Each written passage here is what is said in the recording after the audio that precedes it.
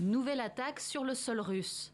Ce lundi à 3 h du matin, les caméras de surveillance de cette zone résidentielle de Saratov enregistrent plusieurs explosions près de la base aérienne toute proche.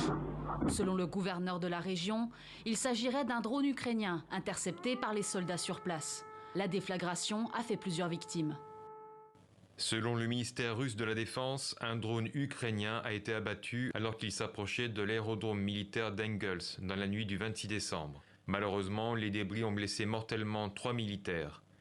Située à plus de 600 km de la frontière ukrainienne, la base d'Engels joue un rôle stratégique pour l'armée de l'air russe et ses missiles à longue portée. Son aérodrome a déjà été la cible d'attaques ces dernières semaines. Le 5 décembre 2022, Moscou annonçait que 2 drones ukrainiens y avaient endommagé 2 avions et fait 3 morts. Les Ukrainiens jouent profil bas et ne revendiquent pas les attaques, mais beaucoup s'attendent à des représailles et une fin d'année difficile.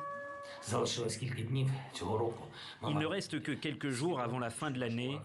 Nous devons être conscients que notre ennemi essaiera de rendre cette période sombre et difficile pour nous.